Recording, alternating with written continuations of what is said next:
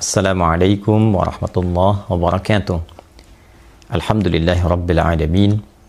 Wassalatu wassalamu ala nabiyyina wa habibina Sayyidina Muhammadin Rasulil Amin wa ala alihi wa sahbihi wa dhurriyyatihi wa ummatihi ila yaumiddin wa ba'd. Saudara-saudariku dimanapun kita semua berada, semoga sampai detik ini di tengah keberadaan kita menunaikan rangkaian ibadah di bulan Ramadan yang mulia, senantiasa kita diliputi oleh kasih sayang Allah Subhanahu wa Ta'ala. Kita diberikan anugerah limpahan ampunan yang dengan itu menggugurkan dosa-dosa yang pernah kita lakukan dalam hidup dan mengembalikan kita kepada keadaan yang lebih baik, insya Allah. Teman-teman, telah sampai kita di malam ini, malam ke-13 di bulan Ramadan tahun 1446 Hijrah. Setidaknya itu berdasarkan waktu Indonesia di bagian barat. Di dalam Ramadan, kita mendapati ada paket ibadah selain puasa yang kita tunaikan di siang hari, dari terbit fajar sampai terbenam matahari. Pun demikian, ada ibadah malam yang sangat istimewa, memberikan kelengkapan pahala dan berpotensi memberikan juga anugerah serupa dengan hasil puasa yang kita tunaikan pada fase siangnya. Saya pernah sampaikan secara umum, jika disebutkan ibadah siang itu dari mulai terbit fajar sampai maghrib, dan bila disebutkan ibadah malam setidaknya dari isya sampai menjelang datang fajar kembali. Di waktu malam ini ada hadis Nabi SAW yang sangat istimewa, sangat menarik karena memberikan petunjuk satu amalan yang pahalanya disebutkan dengan redaksi yang serupa dengan penunaian ibadah puasa di siang hari. Imam Al-Bukhari, Imam Muslim rahimahumullahu ta'ala meriwayatkan satu hadis yang bersanad kepada sahabat Abu Hurairah radhiyallahu ta'ala anhu, di antara murid spesial Nabi SAW. Beliau pernah mendokumentasikan hadis dari Nabi SAW yang bersabda, Qala Rasulullah SAW, Man qama Lailatul Qadri, atau di riwayat lain, Man qama Ramadana imanan wahtisaba ghufira lahu ma taqaddama min dhanbi. Siapapun yang menunaikan qiyam Ramadan, menunaikan salat di malam Ramadan, dan bahkan menunaikan salat ini bertepatan dengan malam Al-Qadar, dia tunaikan dengan dasar keyakinan yang kuat karena Allah Subhanahu wa Ta'ala, motivasi yang tulus untuk merubah, mengevaluasi keadaan dirinya. Ghufira lahu ma taqaddama min dhanbi, maka berpotensi amalan ini bisa menggugurkan seluruh dosa yang pernah ia kerjakan selama hidupnya. Jadi ini amalan, bukan amalan yang biasa. Amalan yang sungguh istimewa. Saat dikerjakan dengan benar, ia mampu dengan izin Allah Subhanahu wa Ta'ala menggugurkan seluruh potensi dosa yang pernah dikerjakan selama berkehidupan. Masya Allah, sangat luar biasa, sangat tidak biasa, sangat istimewa. Sayang jika ada seorang muslim mendapati kesempatan itu, luput mengerjakannya, maka ada anugerah yang boleh jadi luar biasa, tak mampu dia raih. Dan kita bermohon pada Allah, semua kita diberi kekuatan dan kesempatan untuk mendapatinya. Teman-teman sekalian, penting juga diingat bahwa ibadah ini bukan sekedar ibadah sholat yang biasa ditunaikan. Dalam arti hanya sekedar sholat, dibuka dengan takbir, ditutup dengan salam, ya. Ada satu pengikatnya, ada unsur yang ditekankan. Melalui hadis Nabi menegaskan imanan wahtisaba. Jika ia kerjakan sholat ini dengan dasar keyakinan yang penuh karena Allah, keikhlasan, ketulusan untuk mengevaluasi dirinya. Nah, ini perlu penjelasan, ya, perlu penjabaran. Sehingga dengan penjelasan, penjabaran dimaksud, kita lebih mengerti, lebih paham. Oh, ini cara menunaikannya seperti ini. Ya, baik dari sudut pandang rakaatnya, baik dari sudut pandang khususnya kualitasnya. Kalau rakaat kan jumlah penunaian, itu bicara kuantitas. Ya, tapi dari sekian banyak yang ditunaikan, itu berapa yang punya kualitas? Kualitas yang bagus, kualitas yang memenuhi standar hadis, kualitas yang memenuhi kriteria yang ditunjukkan oleh para ulama kita, mengambil pelajaran yang tersambung pada Nabi Shallallahu Alaihi Wasallam. Untuk itu, sekarang kita masuki malam ke-13. Kita lihat apakah selama 12 malam, sholat yang kita tunaikan di malam-malam Ramadan ini, berapapun jumlah rakaat yang kita hadirkan, sudah menghasilkan kualitas. Nah, ini dia ya poinnya. Kualitas yang diisyaratkan oleh para ulama, diajarkan kepada kita sesuai dengan petunjuk Nabi Sallallahu Alaihi Wasallam.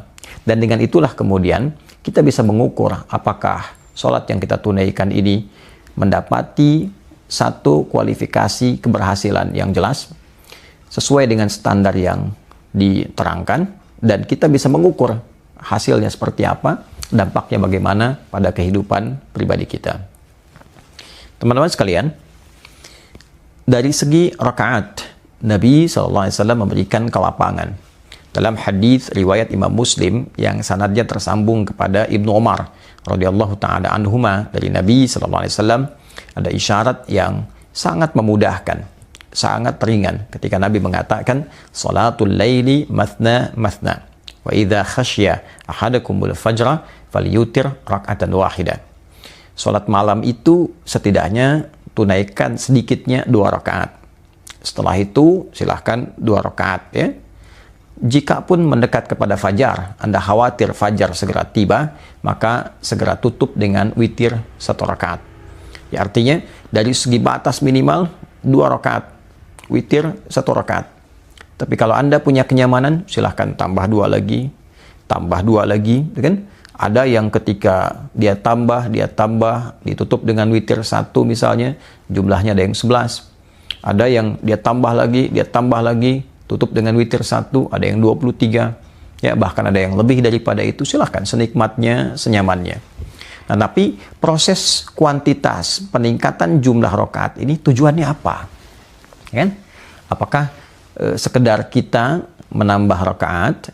Apakah tujuannya adalah menghimpun banyaknya bacaan Al-Quran ya, yang kita hadirkan? Karena dulu sahabat itu motivasi menambah rakaat untuk mengumpulkan setidaknya dugaan jumlah rakaatnya Nabi, panjang bacaannya Nabi. Jadi kalau kemudian dikumpulkan 1 rakaatnya misal gitu kan, misal saja Nabi itu 100 ayat misalnya kan, nah, maka kalau kita tidak sanggup tunaikan dalam sekali 100 ayat, dipecah tuh ya menjadi 2 rakaat, dipecah lagi menjadi sekian rakaat. Motivasinya apa? Setidaknya penjumlahan banyaknya rakaat ini harapannya ingin meneladani banyaknya ayat yang dibacakan dulu oleh Nabi Sallallahu Alaihi Wasallam. Nah, ada bagian kedua yang sangat menarik. Ini Nabi ini panjang, ingin menunjukkan bacanya mesti panjang, atau ada kenikmatan di balik bacaan itu, sehingga saking nikmatnya tak terasa panjang bacaannya, kan? Sehingga dalam hadis riwayat Al-Bukhari, ketika Sayyidah Aisyah radhiyallahu taala anha ditanya oleh sekelompok sahabat tentang bagaimana keadaan sholat malamnya Nabi, beliau sampai menegaskan la tas'al an husnihinna wa tulihinna. Oh, kama qalat, ada baiknya tidak ditanya tentang bagus dan panjangnya itu bacaan Nabi dalam sholatnya, gerakan Nabi seperti apa, karena sulit ya untuk diikuti, sulit untuk disaingi. Ya, kalau kita ingin mengikuti tata cara yang baik dan benar, itu bisa kita lakukan. Tapi kalau ingin persis seperti Nabi, nah itu maksudnya, ya tidak mudah untuk dilakukan. Nah, ketika ada sebagian yang penasaran, ternyata diikuti panjang bacaannya. Ya, ternyata begitu nikmat Nabi itu. Nah, ini poinnya bisa dibaca pada 2 bagian. Apakah panjang dari bacaannya, ataukah kenikmatan dalam menikmati sholatnya. Maka bagi yang melihat dan bahkan ingin menggabungkan keduanya itu, ya mulai berpikir, oh kalau Nabi tadi seperti simulasinya misalnya 100 ayat, saya tidak sanggup, saya sanggupnya 20 ayat. Ya, maka dia bagi 100 dibagi sekian rakaat. Sehingga setidaknya ingin mendekati jumlah bacaan yang dibacakan Nabi Sallallahu Alaihi Wasallam. Tapi juga ada yang coba mengambil titik tengahnya, oh kenikmatannya, kenyamanannya. Ya, begitu merasakan kenyamanan dalam menunaikan sholat, faqra'u ma tayassara minal Qur'an, silahkan baca, kata Allah di surat Al-Muzammil itu, di ayat ke-20, silahkan baca yang menurut engkau ringan, ya kan? Tapi nyaman kau bacakan. Ya, ma tayassara minal Qur'an, yang paling ringan, yang kau bisa bacakan, tapi dengan itu engkau merasakan kenyamanan untuk rohmu, ya kan? Untuk spiritualitasmu, untuk jiwamu, sehingga engkau terkoneksi dengan Allah secara baik, secara utuh. Nah, maka dari sudut pandang ini diajarkan pula kita bagaimana kita bisa menikmati sholat malam ini dengan enak, dengan nyaman. Maka ditunjukkan dalam berbagai riwayat Nabi SAW setiap jeda selesai salam, misal pada 2 rakaat yang pertama, beliau jeda dulu, rehat sejenak, mengajarkan doa. Bahkan Sayyidah Aisyah radhiyallahu taala anha ditalkinkan satu doa oleh Nabi SAW. Kata Nabi, quli, kalau engkau merasakan kenikmatan sholat itu, merasakan seakan itu malam Al-Qadar, kan? Di malam-malam Ramadan, maka katakanlah, bacakanlah, Allahumma innaka afuwun tuhibbul afwa fa'fu anni. Duhai Allah, sungguh engkau adalah zat Tuhan yang maha pemaaf, maha pengampun, dan mencintai segala sifat ampunan, pemaafan. Maka dengan kemuliaan sifat ini, aku mohon ampuni dosaku, maafkan kesalahanku. Ya, itu jeda di antara sholat-sholat yang kita tunaikan itu. Sehingga di situ ada jeda rehat, di situ ada jeda untuk menenangkan kepada jiwa, memberikan kedalaman kepada roh, sehingga merasakan tenang, nyaman. Yang dalam bahasa Arab itu disebut prosesnya dengan nama tarwihah. Ya, rawwaha yurawwihu tarwihah. Rawwaha, memberikan ketenangan kepada roh, kepada jiwa. Ya, proses memberikan satu kenyamanan, ketenangan, kedamaian kepada roh. Ya kan? Keadaannya disebut dengan tarwihah. Ya, jamaknya disebut dengan tarawih. Nah, inilah yang menjadikan sholat ini kenapa disebut dengan tarawih, karena sholat ini ditunaikan dengan tenang, dengan nyaman, sehingga memberikan dampak yang lega, yang baik kepada jiwa. Ya, kenapa dipopulerkan dengan istilah tarawih? Karena ulama ingin memberikan satu penekanan yang kuat bahwa standar baiknya sholat ini ditunaikan bukan sekedar panjang bacaannya atau cepat dibacakannya, tapi bagaimana sholat ini memberikan pengaruh yang sangat kuat kepada jiwa, sehingga jiwa kita merasakan tenang, jiwa kita merasakan damai. Nah, jadi ciri pertama seseorang yang berhasil tarawihnya adalah orang yang mendapati ketenangan dalam jiwanya, mendapati kenyamanan dalam hatinya dengan menunaikan sholat ini.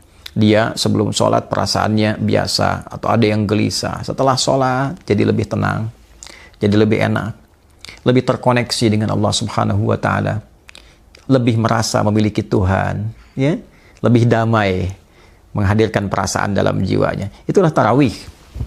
Itulah tarawih. Jadi setiap jeda kita rehat itu bukan sekedar kita duduk, tapi kita sekaligus memberikan suatu stimulus kepada jiwa untuk mendapatkan kenyamanan, ketenangan. Setiap bacaan kita rasakan, setiap sujud kita pasrahkan, sehingga ketika menunaikan salam, Assalamualaikum warahmatullahi, Assalamualaikum warahmatullahi, hati kita sudah merasakan ketenangan yang berbeda.